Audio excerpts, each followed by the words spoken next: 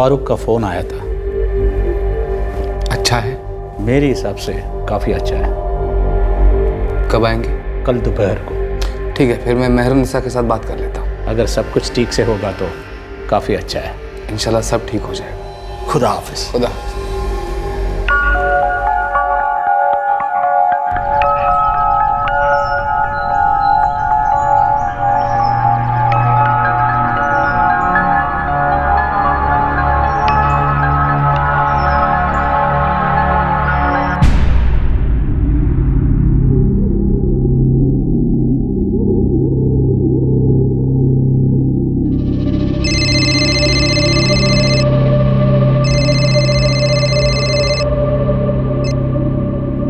अस्सलाम वालेकुम। वालेकुम अस्सलाम। मिसबा, ताहिरा और मुमताज ने बात करके रखी है, कल दोपहर तक पहुंचना है। ठीक है, मैं पहुंच जाऊंगा। मिसबा कल आ जाएगा ताहिरा। लड़कियां चलो, मेहरुन्निसा मैडम ने बुलाया। चलो चलो चलो। रुबीना तुम भी चलो जल्दी। हाँ लड़कियां, मेहरुन्निसा मैडम ने बुलाया, चलो। सुबी तुम भी चलो, जल्दी चलो। मैडम ने बुलाया, चलो चलो जल्दी चलो। लड़कियां चलो, मैडम बुलाइए।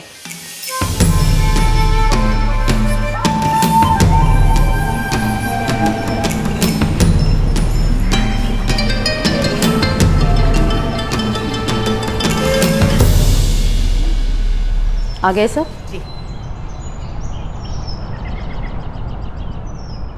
हमने तुम सबको कुछ बताने के लिए यहाँ बुलाया है। कल का दिन बहुत ही खास है। कल कॉलेज से लौटने के बाद अच्छे कपड़े पहन के 3:30 बजे तक यहाँ पे इकट्ठा हो जाओ। जी। सबसे अच्छा वाला ड्रेस ही पहनना है। अगर किसी हेल्प की जरूरत हो तो हमारे पास या कौसर के पास चले आना। समझ में आया सबको? जी। वैसे मैडम कल है क्या? एक सरप्राइज है, एक सीक्रेट। कल तक वेट करो, सबको पता चल जाएगा। जी।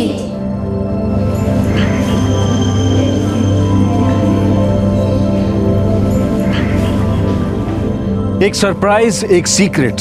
लड़कियों को बोला गया कि वो अपनी सबसे अच्छी वाली ड्रेस पहन कर आएं, लेकिन उन्हें क्या पता था कि ये सरप्राइज की बजाय एक सदमा होने वाला था।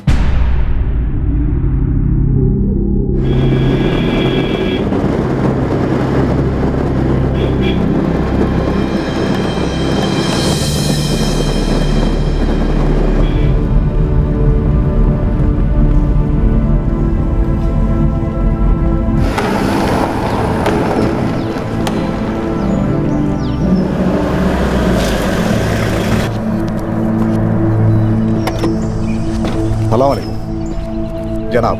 वालेकुम अस्सलाम। मैं फारूक हूँ, यहाँ का कोऑर्डिनेटर। आइए। जनाब ये ज़ैरुद्दीन यहाँ के कंट्रोलर। अस्सलाम वालेकुम। मेहरुन्निसा मेट्रन और ये सरफराज यहाँ के मैनेजर। आइए आइए।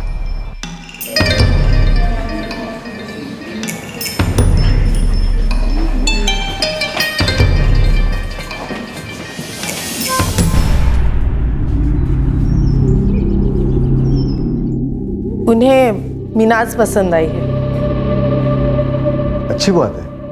ठीक है, फिर हम 1-2 दिन के अंदर ही सब कुछ फाइनल कर देते हैं। जी हाँ, जितना जल्दी हो सके उतना अच्छा है, क्योंकि मिसबा बस 1 महीने के लिए यहाँ पे है। सरफराज, तो फ़ौरन मीनाज के अम्मी से कांटेक्ट करो। जी बिल्कुल।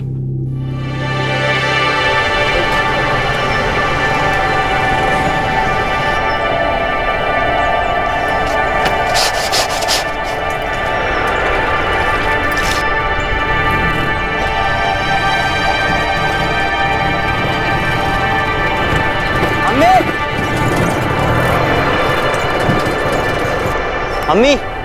अरे माजिद, अरे इतने जल्दी वापस कैसे आया? अम्मी वो मीनाज के अनाथ आश्रम से फोन आया था, उनको आपसे बात करनी है अभी। अभी?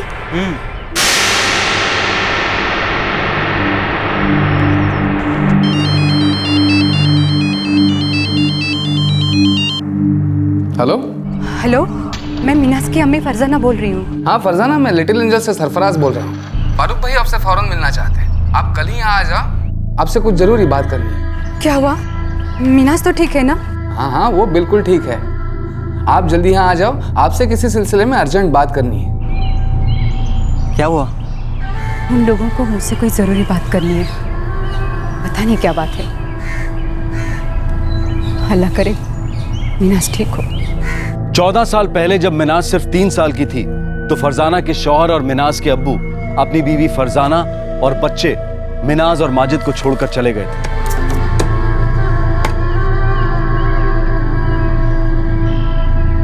भाईजान, भाईजान 2 दिन हो गए, वो अभी तक आए नहीं। आपको पता है वो कहाँ गए?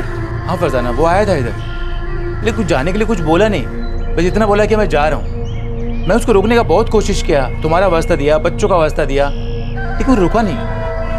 लगता है वो अपने जाने का मन बना चुका था, किसी दूसरी औरत का चक्कर लगता है।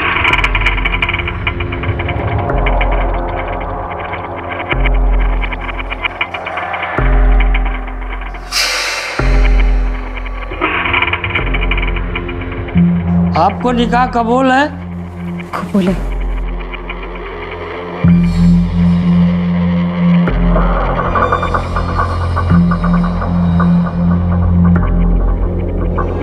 अब समझ में नहीं आ रहा कि बच्चों की देखभाल कैसे कर पाऊंगी। मैं और माजिद जैसे तैसे कमाकर घर तो चला रहे हैं, और जैसे जैसे बच्चे बड़े होते जाएंगे मुश्किलें और बढ़ जाएंगी। अब मैं क्या करूं?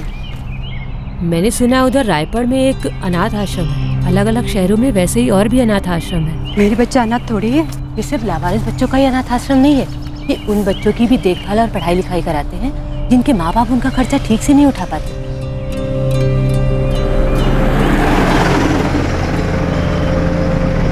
महज 5 बरस की मिनाज को उसकी मां फरजाना अनाथ आश्रम में छोड़ गई। अनाथ आश्रम ने उसे पाला पोसा, पढ़ाया लिखाया, लेकिन अब वही अनाथ आश्रम मिनाज और उसकी मां से कुछ ऐसा चाह रहा था जिसके बारे में उन्होंने ख्वाब में भी नहीं सोचा था।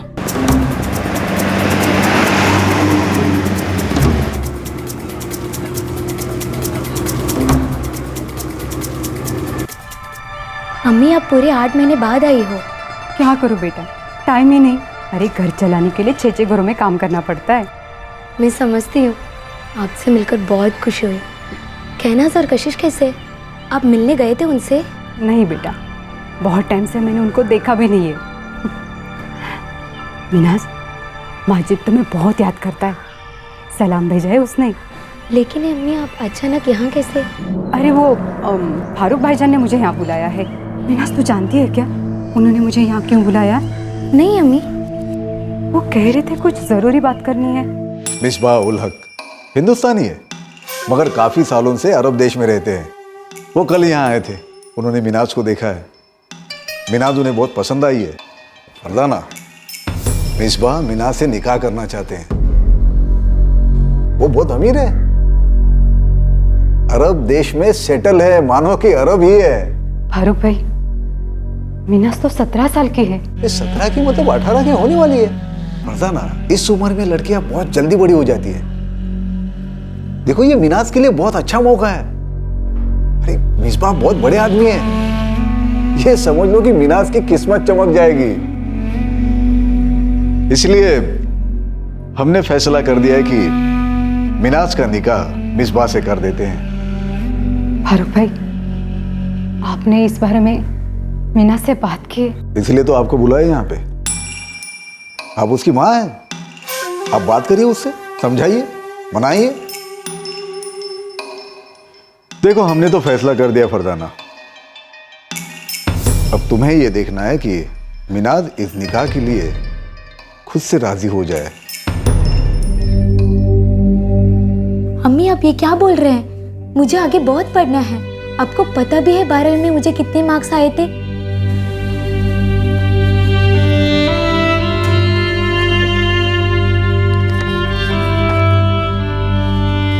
ये देखिए 82% अम्मी। मैं अभी कॉलेज के फर्स्ट ईयर साइंस में हूँ। मैं ग्रेजुएशन करना चाहती हूँ, फिर पोस्ट ग्रेजुएशन, रिसर्च के लिए भी अप्लाई करना चाहती हूँ। और आप ये सब लेकर आए हैं। कौन है ये मिसबाह उल हक? मालूम नहीं बेटा, पर फारूक भाई बोल रहे थे कि वो कल तुम लोगों को देखने आया था। वो कहीं अरब में रहता है। वैसे तो है वो हिंदुस्तानी, पर अब अरब में रहकर वो अरबी हो चुका है। कल का दिन बहुत ही खास है। कल कॉलेज से लौटने के बाद अच्छे कपड़े पहन के 3:30 बजे तक यहाँ पे इकट्ठा हो जाओ। सबसे अच्छा वाला ड्रेस ही पहनना है।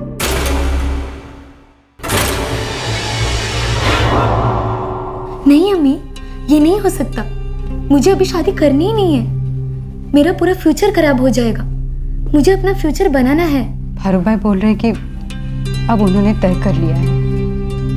देख मीनाज, अब तक तुम्हारी देखभाल तो उन्होंने की है ना।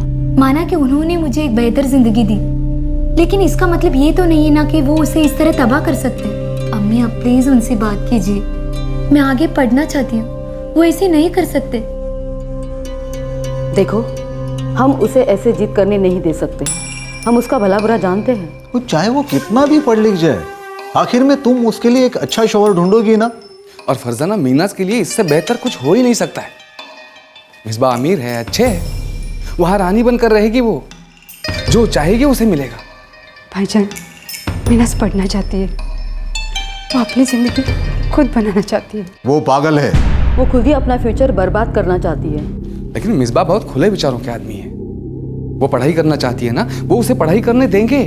तुम उसकी चिंता मत करना। लेकिन भाईजान, मीनाज को डर है कि उसे घर में बंद कर देंगे, उसे पढ़ने नहीं देंगे, उसे कुछ भी करने नहीं देंगे। मीनाज पागल है। अरे फरजाना, मिसबा बहुत ही सुलझा हुआ आदमी है, अमीर है। और ऐसा सोचना भी मत कि मिनाज इस निकाह से मना कर सकती है। इसके अलावा कोई चारा नहीं है। मिनाज का निकाह मिसबा से ही होगा। इसी में मिनाज की, तुम्हारी, हमारी, सबकी भलाई है। अगर वो ना मानी, नखरे किए, जिद पर अड़ी रही, तो हम उसे यहां से बाहर कर देंगे। फिर वो क्या फ्यूचर बनाएगी? फरजाना, एक बात समझ लो, मिनाज के लिए इससे अच्छा शौहर तुम कभी नहीं ढूंढ पाओगी। बस अब इससे आगे कुछ नहीं हो सकता। तुम उसे बोलो कि राजी खुशी मान जाए।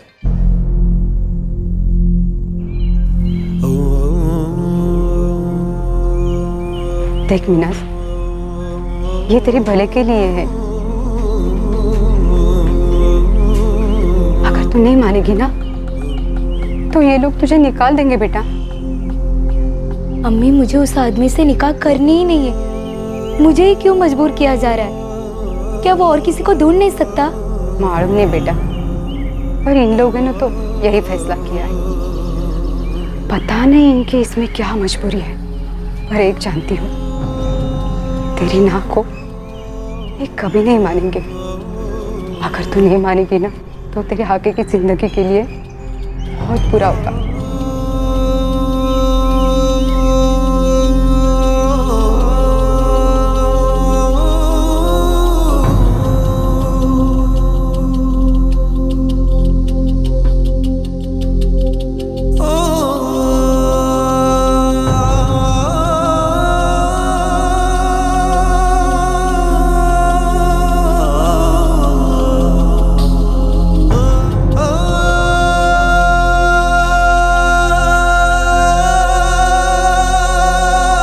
मुझे कबूल है।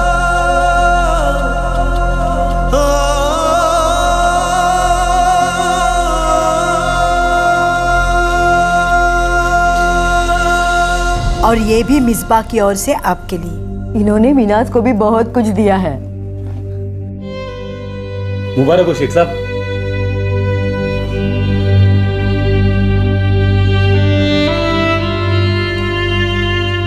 आखिर ये शादी थी क्या? मिनाज को इस निकाह के लिए क्यों मजबूर किया गया था? क्यों एक आदमी जो मिडिल ईस्ट में रहता है भारत आता है और एक लड़की की मर्जी के खिलाफ उससे निकाह करता है?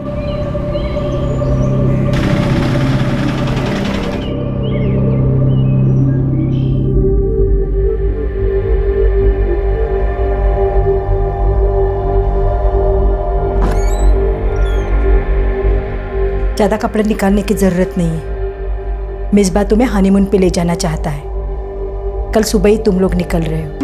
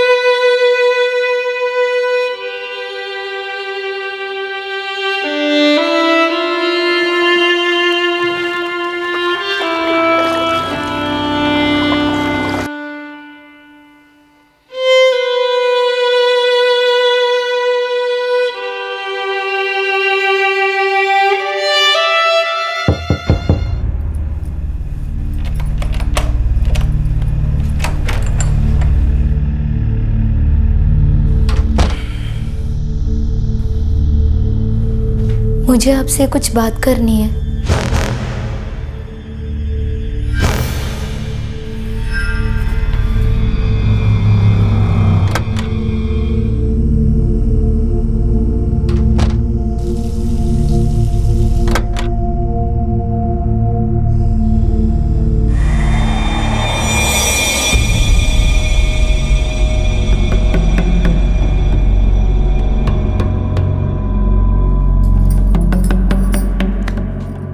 मैं कहना चाहती थी कि मतलब कह रही थी कि बहुत दर्द होता है।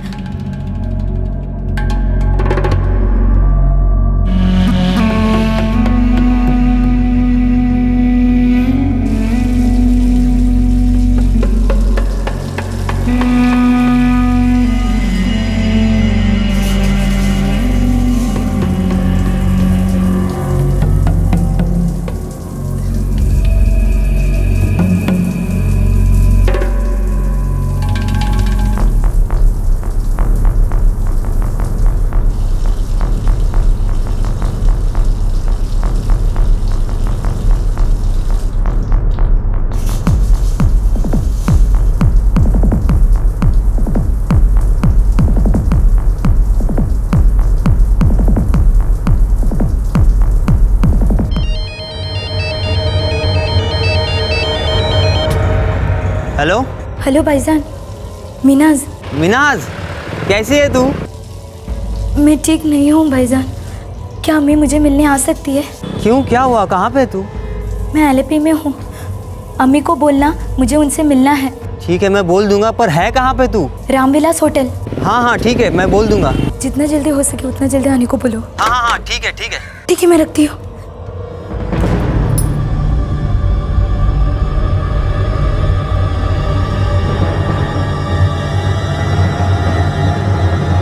तूने किसे फोन किया था? किसी को नहीं, बस होटल स्टाफ को किया था।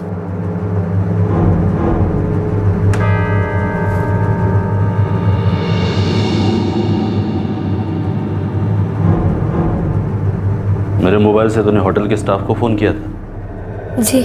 आइंदा मेरे फोन को हाथ मत लगाना, समझ गई? हाँ।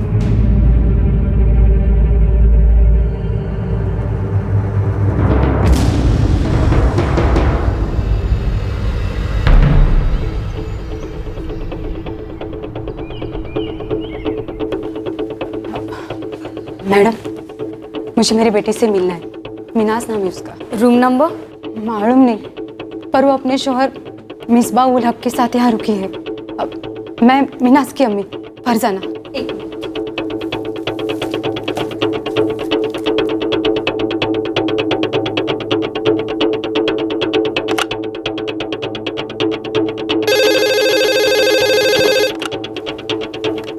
हेलो। Good evening sir. कोई लेडी आई है फरजाना, उन्हें मिनाज जी से मिलना है।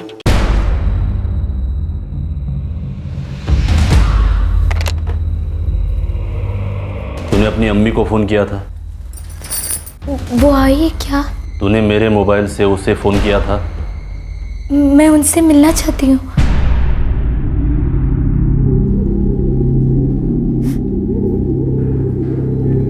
क्या हुआ मिनाज? कुछ गलत किया उसने तेरे साथ? अम्मी वो मुझसे बात नहीं करते हैं, बस रात होते ही एक जानवर की तरह झपट पड़ते हैं।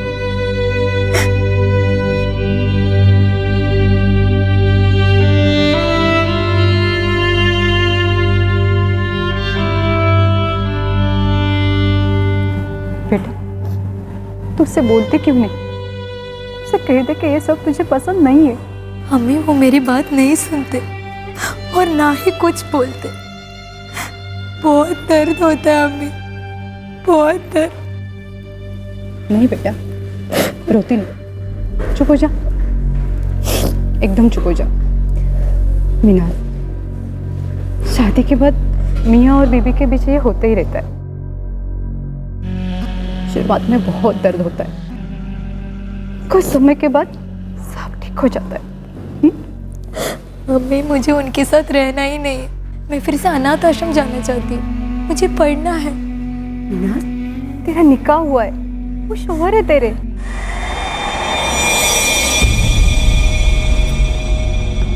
अस्सलाम वालेकुम। कमरे में जाओ अभी फौरन।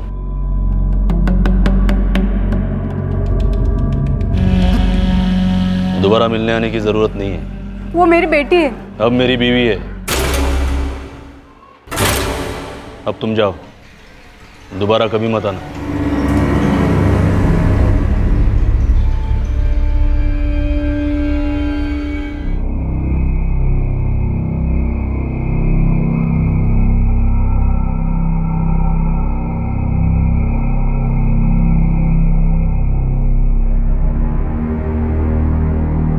फिर से अपनी अम्मी को या घर पर किसी और को फोन करने की हिम्मत मत करना। आप क्यों ऐसे कर रहे हो मेरे साथ? आपको क्या चाहिए? क्यों इतना तकलीफ दे रहे हो?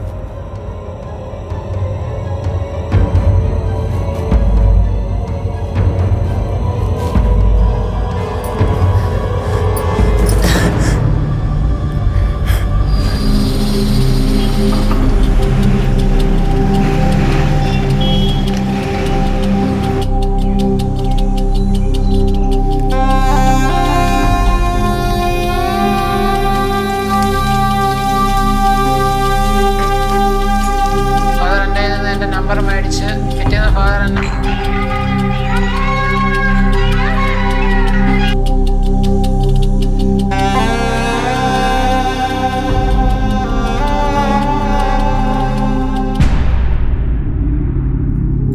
अम्मी वो कहाँ है? कोची गया है, 1 हफ्ते में वापस आएगा। अम्मी मुझे उनसे बात करनी थी। फारूक सर ने कहा था कि निकाह के बाद भी वो मुझे आगे पढ़ने देंगे। तू आगे पढ़ के करेगी क्या? अम्मी मुझे आगे पढ़ने का मन है। देख, मिसबा 1 हफ्ते में वापस लौट आएगा। उसके अरब वापस जाने के पहले तू उससे बात कर लेना।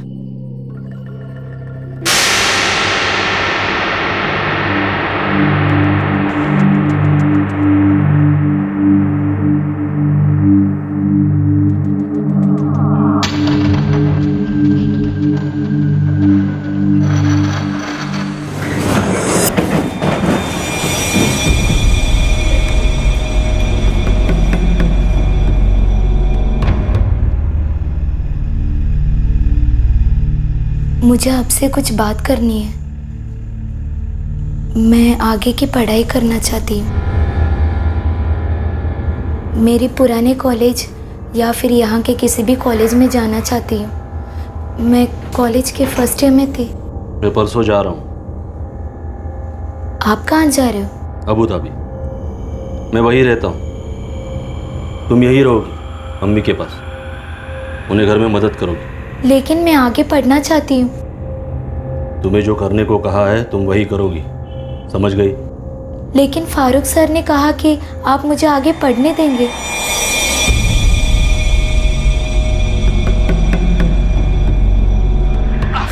अरे छोड़ दो, मत करिए मेरे साथ ऐसे।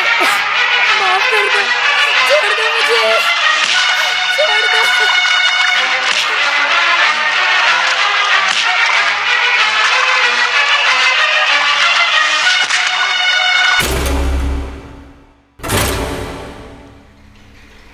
मैं जो कहूँगा तुम वही करोगी, समझ गई?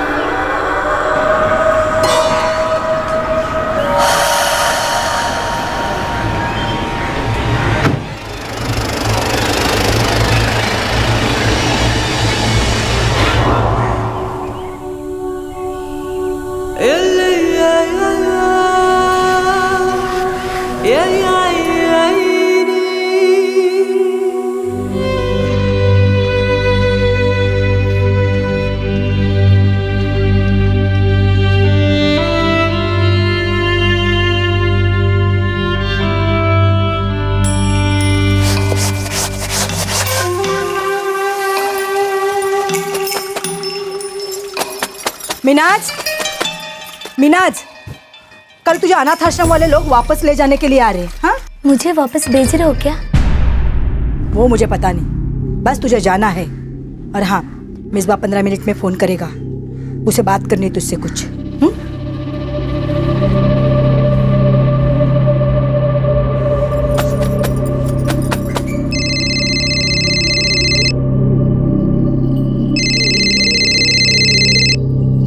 Minaj, Minaz, hello hello Misba. हाँ मिनाज आ रही है, 1 मिनट अभी। लो मिसबा का फोन। हेलो मिनाज जी, 1 मिनट। मिनाज बेटा, मैं मौलवी रियाजुद्दीन बोल रहा हूँ। जी सलाम अलैकुम। वालेकुम अस्सलाम। इस वक्त मैं मिसबाउल हक के साथ हूँ और वो आपसे तलाक चाहते हैं, और मेरी मौजूदगी में वो आपको तलाक दे रहे हैं। मिनाज, मैं तुम्हें तलाक दे रहा हूँ। तलाक, तलाक, तलाक। मिनाज बेटा, तलाकनामा जल्दी आपके पास पहुंच जाएगा। अब तुम अपना बोरिया बिस्तर बांध लो।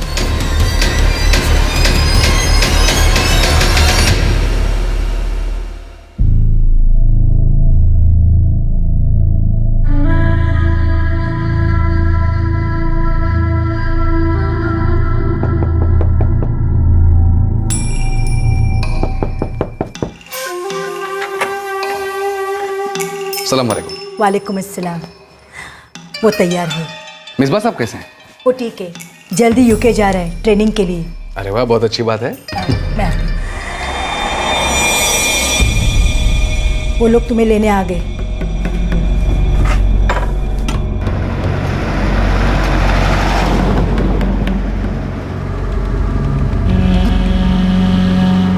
क्या अब मैं कॉलेज जा सकती हूँ?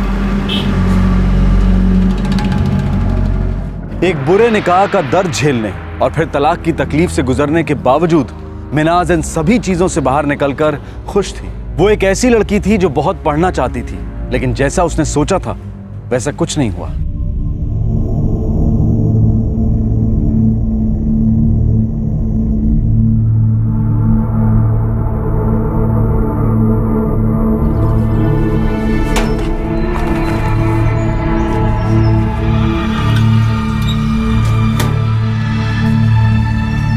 कौसर दीदी, बोलो। मैं कॉलेज क्यों नहीं जा सकती? दिन भर अकेले कमरे में पड़ी पड़ी मैं क्या करूं? मिनाज, मेहरुनिसा मैडम ने बोला है कि तुम कॉलेज नहीं जा सकती। तो फिर मैं क्या करूं? वो ही तुम्हें बता देंगे।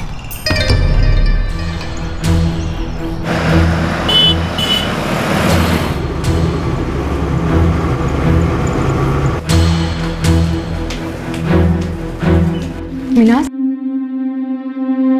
मेरी बच्ची कैसी हो तुम? बेटा सब ठीक तो है ना? अम्मी, मिसबा ने मुझे फ़ोन पे तलाक दे दिया। या अल्लाह। मेहरुनिसा दीदी और सरफराज भाई मुझे यहाँ ले आए थे और अब भी मुझे कॉलेज नहीं जाने दे रहे। पर मुझे यहाँ उन लोगों ने क्यों बुलाया? मिनाज, आप दोनों को ऑफिस बुलाया है।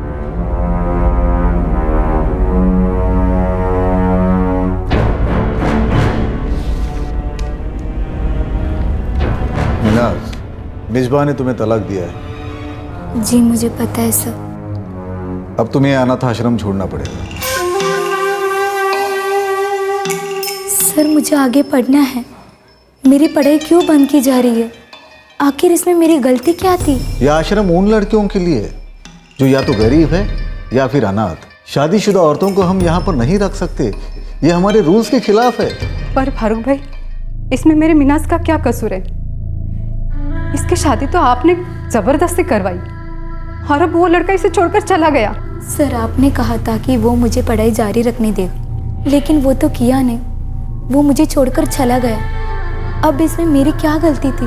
तुम्हें उसने क्यों छोड़ा, इसका जवाब या तो तुम खुद दे सकती हो या तो फिर वो। लेकिन वो मुझसे कभी बात नहीं करता था। 1 मिनट मिनाज, अब बैद बढ़ा के कोई फायदा नहीं होने वाला। हम लोग कुछ नहीं कर पाएंगे। तुम्हें यहाँ से जाना होगा, मतलब जाना होगा।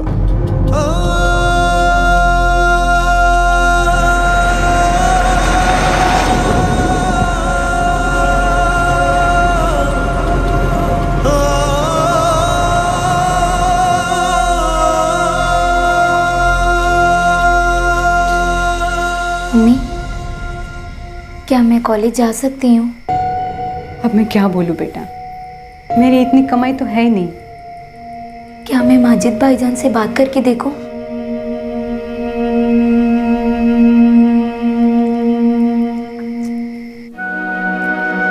कुछ बचता ही कहाँ है मिनाज,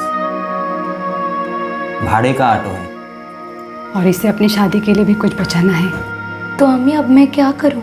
देख मिनाज, जो होना था वो हो चुका है, अब हालात को बदला नहीं जा सकता।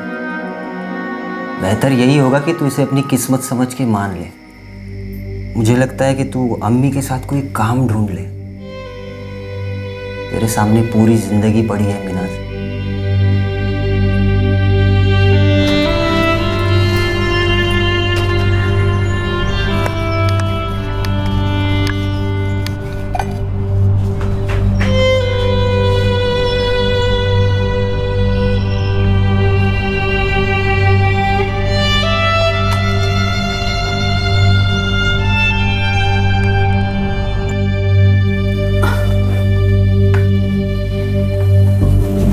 मिनाज, ये ले बेटा। अम्मी, क्या हम जहरुद्दीन सर से बात करके देखें? वो अनाथ आश्रम के कंट्रोलर है। कोई फायदा नहीं बेटा, वो लोग पहले ही मना कर चुके हैं। लेकिन एक बार कोशिश तो करके देखते हैं, शायद वो हमारी मदद कर सके। क्या तू अकेली जा सकेगी?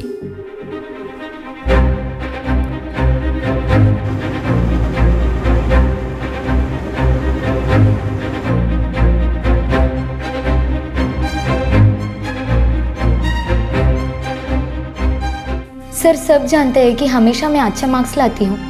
12वीं की कक्षा में मैं 80 से ऊपर लाई थी।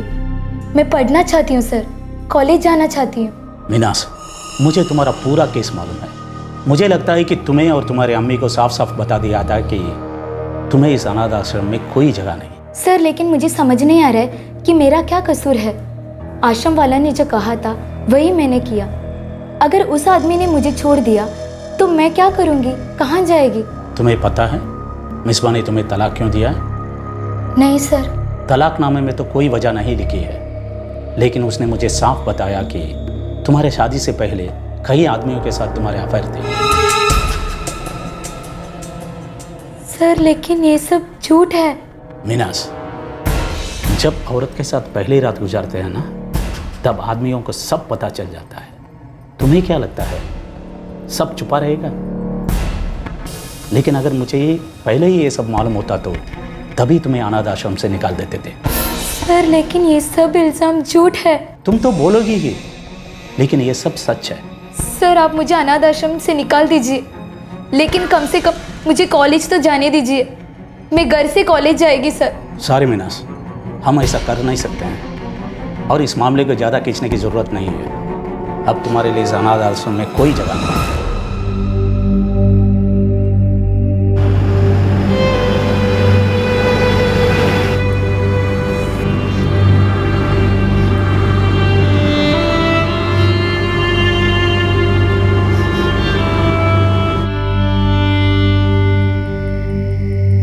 मैंने तो पहले ही कहा था मिनाज, तेरी किस्मत में जो लिखा है उसे मान ले। सच को मान और आगे बढ़, इसी में तेरी भलाई है।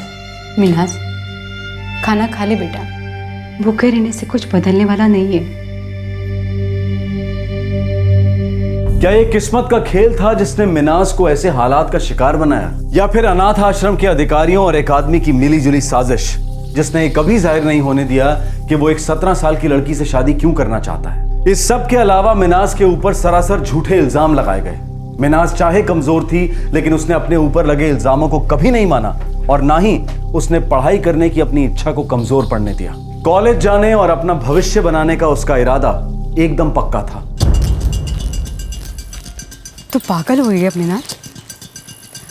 अम्मी मुझे पता है कि काम करके अपनी ज़िंदगी बसर करने में कोई गलती नहीं है, लेकिन मुझे ये भी पता है कि मैं अपनी ज़िंदगी में कुछ और बेहतर कर सकती हूँ। मेरी गलती नहीं थी अम्मी, मुझे मजबूर किया गया था और ये सब मुझ पे तोपा जा रहा है। अब इससे निकलने का कोई ना कोई रास्ता होनी चाहिए। मीनाज, तुझे क्या लगता है मैं क्या हूँ? अरे मैं लोगों के घर में काम करती हूँ, मैं किसी वकील को नहीं जानती और तू कह रही कि तुझे किसी वकील से बात करनी? अम्मी, आप जिस बंगले में काम करते हो ना, वो एक वकील का है। मैंने उस बंगले के बाहर उनका बोर्ड लगा हुआ देखा। उनका नाम भी एडवोकेट नसीम अहमद।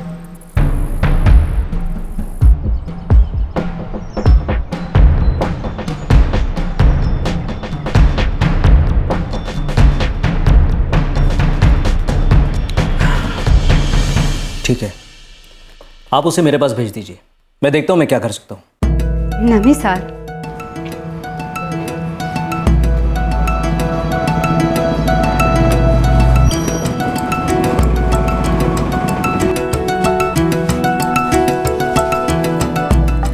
बैठिए। नहीं सर, मैं ठीक हूँ। बैठ जाओ, मैं कह रहा हूँ।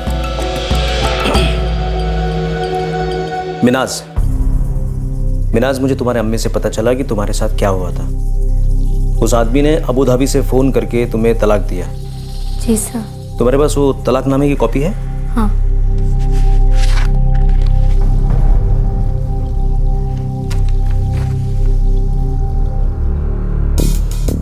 तुम्हारी शादी को सिर्फ 1 महीना हुआ था?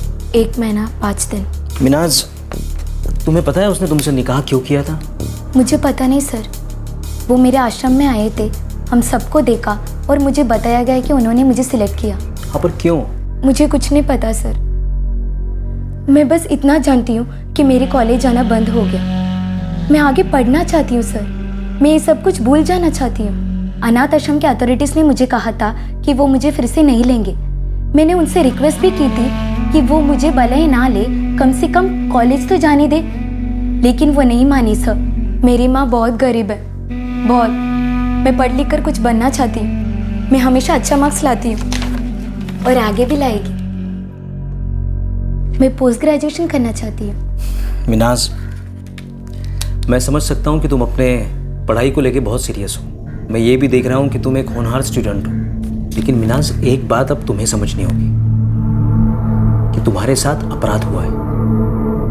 वो जो अबू धाबी से मिसबा उलग आया था, वो निकाह करके तुम्हारे साथ रिश्ता बनाना नहीं चाहता था। वो सिर्फ तुम्हारे साथ अच्छा वक्त बिताना चाहता था। और ये सारी बातें तुम्हारे अनाथ आश्रम के अथॉरिटीज़ को अच्छे से पता थी। उन्हें पता था कि वो तुम्हें छोड़ देगा, तुम्हें तलाक देगा। लेकिन क्यों सर? मिनाज, मिसबा अमीर आदमी होगा, उसने अनाथ आश्रम अथॉरिटीज़ को पैसे खिलाए होंगे। मिनाज, तुम अरबी कल्याणम या अरबी निकाह के बारे में जानती हो? नहीं सर। तुम इसी रिवाज की शिकार हुई हो। एक रिवाज, एक प्रथा की शिकार। क्या है ये अरबी कल्याणम, अरबी निकाह? एक इलाके की प्रथा जो सदियों से चली आ रही थी, लेकिन 20वीं सदी की शुरुआत में कम होना शुरू हुई जब बहुत से समाज सेवियों ने इसके खिलाफ आवाज उठानी शुरू की। लेकिन ये रिवाज है क्या? दक्षिण भारत में स्थित केरल सदियों से देश के प्रमुख व्यापारिक केंद्रों में से एक रहा है। केरल के मसाले दुनिया भर में जाने जाते थे। खाड़ी के अरब व्यापारी यहां व्यापार के लिए आया करते थे। यहां अपने प्रवास के दौरान कई बार उन्हें माल तैयार होने के इंतजार में महीनों रहना पड़ता था। ये वक्त कई दफा कुछ महीनों से साल भर तक खिंच जाता था। इस दौरान अपना समय बिताने के लिए ये अरबी लोग गरीब परिवारों की लड़कियों को खोजते थे। वो इस अवधि के लिए उनसे निकाह करते थे और जाते वक्त तलाक देकर चले जाते थे। शादी के बदले में लड़कियों और उनके परिवार वालों को पैसा दिया जाता था। आगे चलकर यही प्रथा अरबी कल्याणम कहलाई। ये बिना किसी बंधन वाली एक मौका परस्त शादी होती थी। मिनाज इसी रिवाज की विक्टिम थी जिसे आधिकारिक रूप से खत्म मान लिया गया था। मुझे कुछ नहीं पता सर, इसमें मेरी कुछ भी गलती नहीं है। ये सब जबरदस्ती करवाया गया था और मैं ये सब झेल रही हूँ। कुछ भी हो, मुझे मेरी पढ़ाई जारी रखनी है। मिनाज, मुझे पता है तुम अपनी पढ़ाई जारी रखना चाहती हो, लेकिन अब मैं जानना चाहता हूँ कि क्या तुम इसकी कंप्लेंट करने आगे आओगी? देखो मिनाज, जो तुम्हारे साथ हुआ है, हो सकता है अनाथ आश्रम की और भी लड़कियों के साथ ऐसा हुआ हो, या आगे भी होगा। तुम्हारी एक कंप्लेंट उन सभी की जिंदगी बचा सकती है। और मैं तुमसे वादा करता हूं, मैं तुम्हारे हक के लिए लड़ूंगा, मैं तुम्हारे पढ़ाई के लिए भी लड़ूंगा।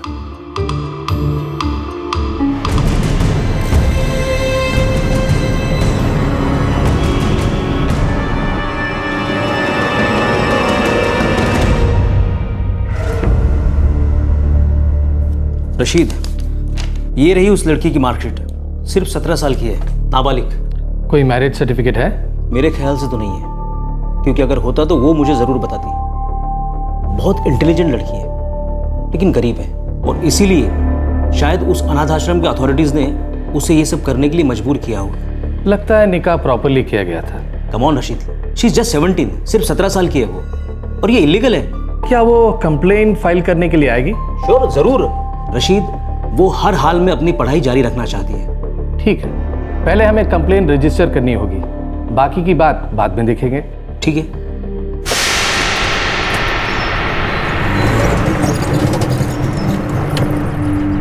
मिनाज, मिनाज, तेरे लिए उस वकील अहमद साहब का फोन था, उनके घर पे बुलाया है फौरन। जा बेटा, जल्दी जा बेटा। देखो मिनाज, तुम्हारे साथ जो भी हुआ है सब खुल के बोल देना। सर, मेरे 2 बहनें भी हैं, वो दूसरे अनाथ आश्रम में रहते हैं, उन पर इसका कोई असर नहीं पड़ेगा ना? नहीं मिनाज, तुम्हारी दोनों बहनों पर इस बात का कोई फर्क नहीं पड़ेगा, बल्कि तुम्हारी इस कदम से कई और लड़कियां इस तकलीफ से गुजरने से बच जाएगी।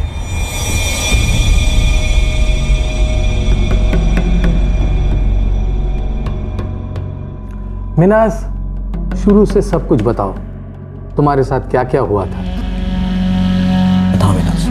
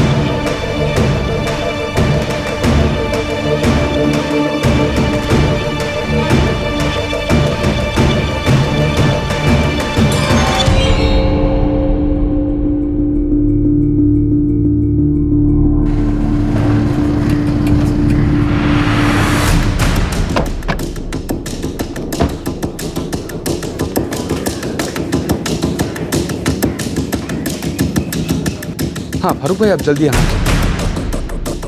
नहीं, अभी आ जाइए सर। वो 2 लोग आए, बहुत पूछताछ कर रहे हैं। हाँ, एक वकील है और एक चाइल्ड केयर कमेटी से।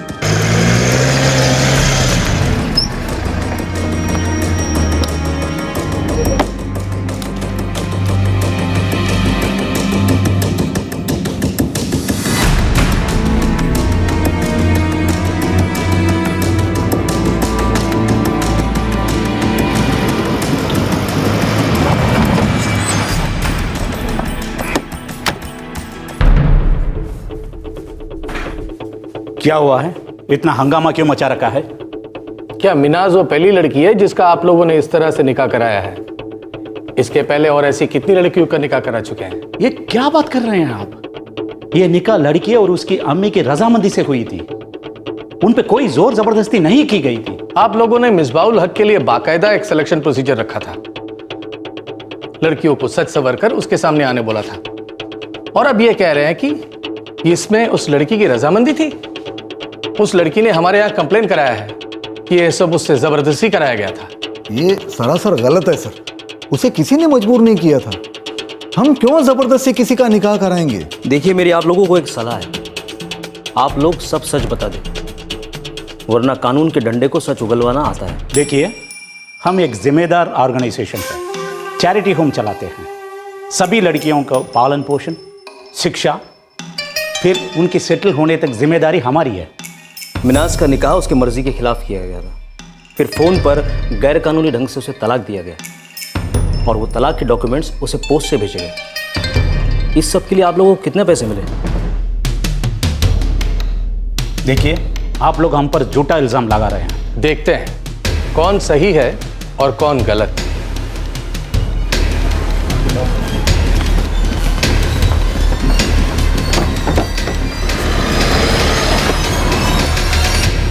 इस लड़की ने नाक में दम कर दिया है।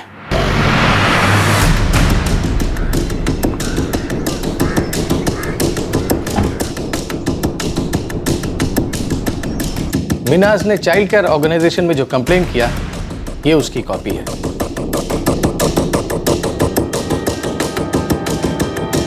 इमीडिएटली इस पे एक्शन लिया जाना चाहिए और जो एक्शन लेंगे उसकी रिपोर्ट हमें जल्दी मिलनी चाहिए। सर, हो जाएगा। Thank you.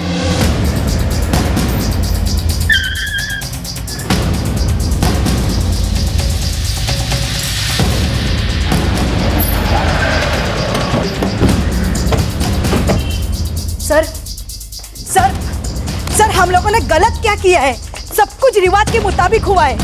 रिवाज के मुताबिक लड़की को सब कुछ दिया था हम लोगों ने, फिर लड़की ने क्यों कंप्लेंट की है? सर सर सुनो ना, क्या हुआ?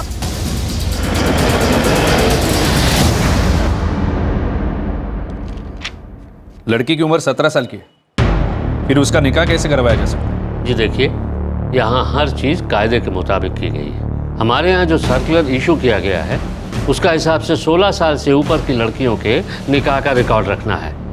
आप चाहें तो मैं दिखा सकता हूँ। 18 साल से छोटी उम्र की लड़की की शादी चाइल्ड मैरिज प्रोहिबिशन एक्ट के अनुसार गैर कानूनी है। नहीं जी, आप सर्कुलर देख सकते हैं। ये निकाह रजिस्टर करवाया था? मुझे इसके बारे में कुछ पता नहीं है। मैंने तो ये सारे कागजात रजिस्ट्रार ऑफिस में भिजवा दिए थे। इसके बाद का काम तो जिनका निकाह होता है उनका काम है। आपके सर्टिफिकेट में मिसबाउल हक का पता उसकी माँ के घर का दिया हुआ है। वो तो यहाँ का रहने वाला भी नहीं है, फिर आप ये एड्रेस कैसे मेंशन कर सकते हैं? जी वो उनका बेटा है, उसने अपना एड्रेस यही लिखवाया था। इसके आगे की जांच करना हमारा काम नहीं है। उस आदमी ने इस लड़की को 1 महीने में तलाक दी और अबू धाबी चला गया। फिर ये निकाह आखिर था क्या?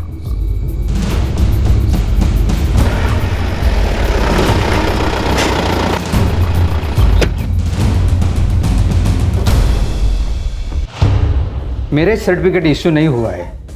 कपल को यहाँ आने के लिए और सिग्नेचर करने के लिए डेट भी दी गई थी, लेकिन वो दोनों यहाँ नहीं आए थे।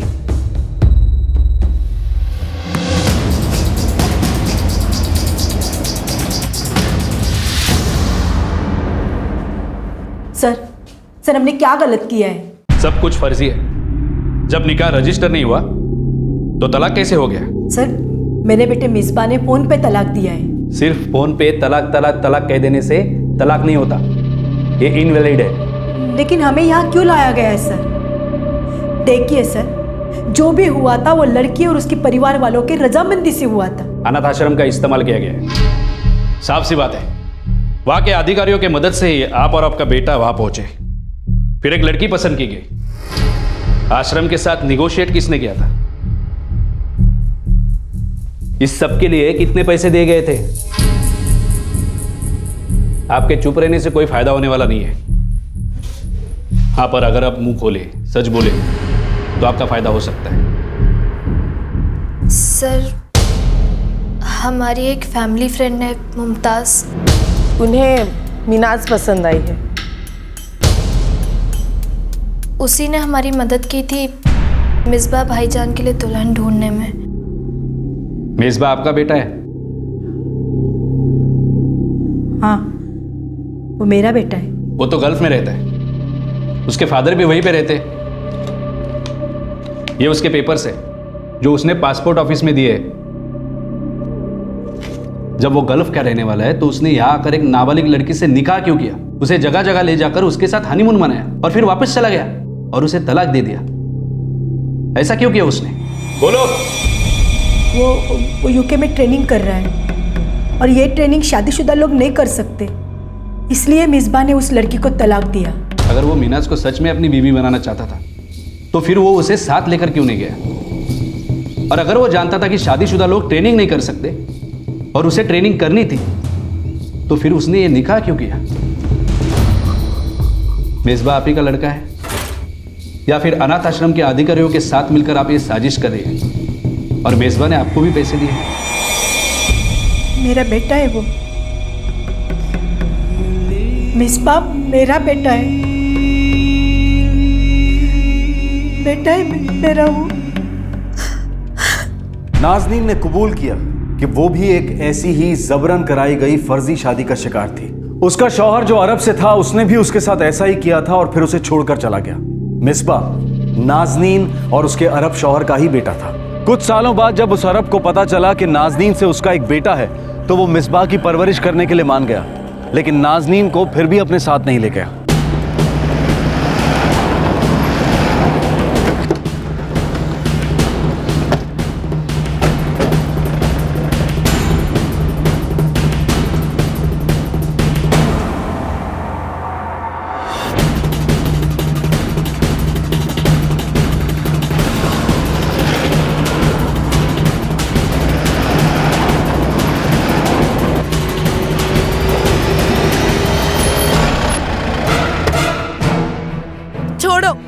छोड़ो मुझे। कहाँ लेके जा रहे हो?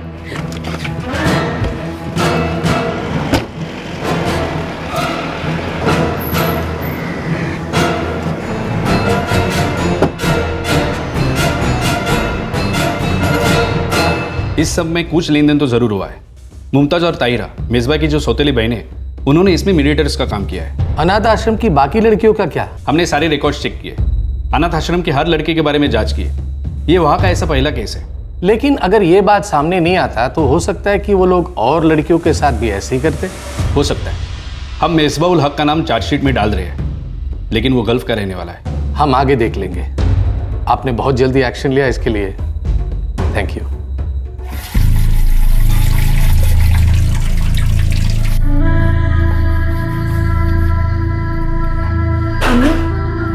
अहमद सर ने कुछ कहा?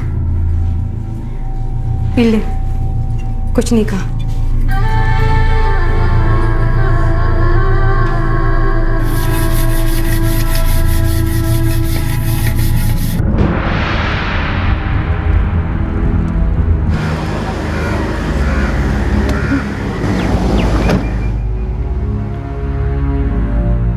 ये देखो रशीद, मुझे इस लड़की का रिहैबिलिटेशन करना है। ये बताओ कितने जल्दी हो सकते हैं? मैं पूरी कोशिश कर रहा हूं। जुवेनाइल वेलफेयर के डिस्ट्रिक्ट ऑफिसर को पेपर्स भेजूंगा, वो सब कैलकुलेशंस करेंगे।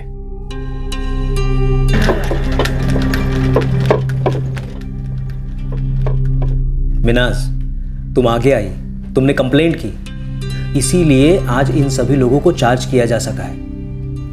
एंड आई प्रॉमिस कि मैं इस केस को एंड तक ले जाऊंगा जब तक सभी आरोपियों को सजा ना मिल जाए। सर, मैं कॉलेज ज्वाइन करना चाहती हूँ। डिस्ट्रिक्ट ऑफिसर इसकी कोशिश कर रहे हैं मिनाज। तुम्हारे साथ धोखा हुआ है और इसका हिसाब जरूर होगा। एंड डोंट वरी, मुझे विश्वास है कि तुम बहुत जल्द कॉलेज जाना शुरू करोगी।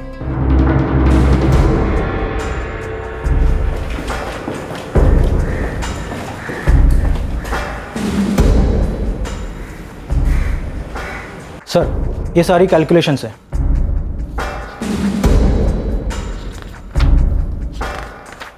ठीक है, इसकी ऑफिशियल कॉपी सीसीओ को भिजवा दो। Okay sir.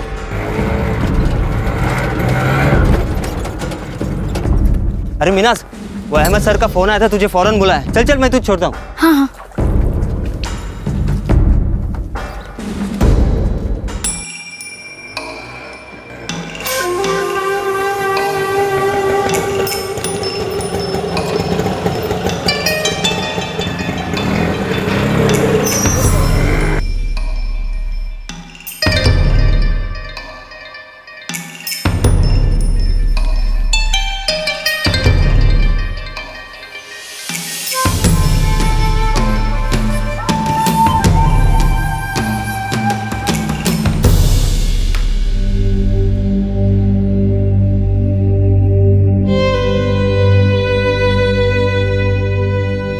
तुम कल से कॉलेज जा सकती हो Minaz. Thank you sir, thank you so much. मुझे थैंक यू कहने की जरूरत नहीं है मिनाज, तुम एक बहुत बहादुर लड़की हो और ये लड़ाई तुमने खुद लड़ी है। डिस्ट्रिक्ट ऑफिसर के मुताबिक जब तक तुम 21 साल की नहीं हो जाती तुम्हें हर महीने 10,000 रुपये मिलेंगे तुम्हारे एजुकेशन और रिहैबिलिटेशन के लिए। और हाँ, तुम्हें और तुम्हारे परिवार के रहने का इंतज़ाम या तुम्हारे हॉस्टल का रहने का इंतज़ाम भी किया जाएगा। मिनाज, सीसीओ ने तुम्हारा कॉलेज में एडमिशन करवा दिया है। थैंक यू सर, मैं जिंदगी भर आपकी आभार रहूंगी। ऐसी कोई बात नहीं है मिनाज, मैंने जो भी किया है वो कुछ भी नहीं है। दरअसल तुम्हें जो भी मिला है उसकी असली हकदार तुम खुद हो। I am proud of you Minaj.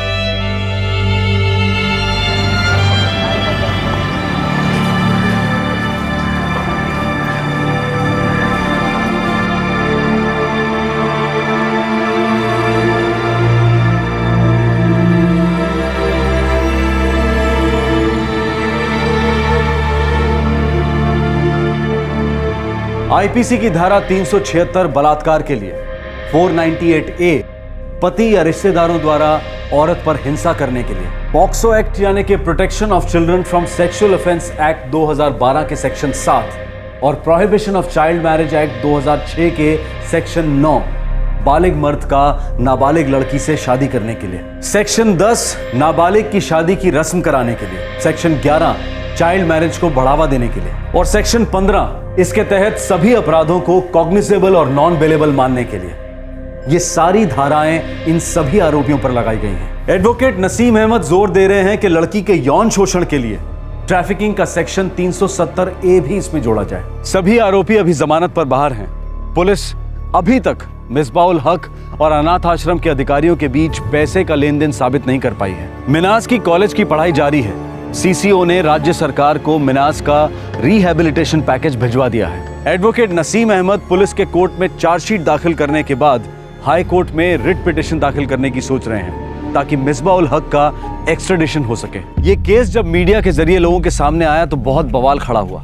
सबका यह मानना था कि ये सबकी निगाहों में केस इसलिए आया क्योंकि मिनाज एक पढ़ी लिखी लड़की थी और अपनी पढ़ाई को लेकर बहुत ही सीरियस थी, इसलिए उसने आवाज उठाई। मिनाज के जैसी और बहुत सी लड़कियों के साथ शायद ऐसा हुआ होगा या आगे ऐसा हो सकता है, लेकिन मिनाज के सामने आकर खुलकर बोलने से इस समस्या पर लोगों का फिर से ध्यान गया है। खुले दिमाग और प्रगतिशील विचारों वाले बहुत से लोगों और संस्थाओं ने हर स्तर पर इसके बारे में बात करनी शुरू की है। मिनाज कभी किसी से इसके बारे में बात नहीं करती, हालांकि उसके कॉलेज के सब लोग मीडिया की वजह से इस केस के बारे में जानते हैं। हर कोई उस लड़की की बहादुरी और जज्बे को सलाम करता है, लेकिन कोई ये नहीं जानता कि वो लड़की मिनाज है। आपसे फिर मुलाकात होगी क्राइम पेट्रोल दस्तक में एक और नए केस के साथ। तब तक अपना ख्याल रखें, सुरक्षित रहें और याद रखें, बेहतर समाज बनाने के लिए हमें अपनी पुरानी दकियानूसी प्रथाओं से बाहर निकलना होगा। जय हिंद। इस तरह के और भी एपिसोड देखने के लिए हमारे चैनल को सब्सक्राइब करें और बेल आइकन दबाना ना भूलें।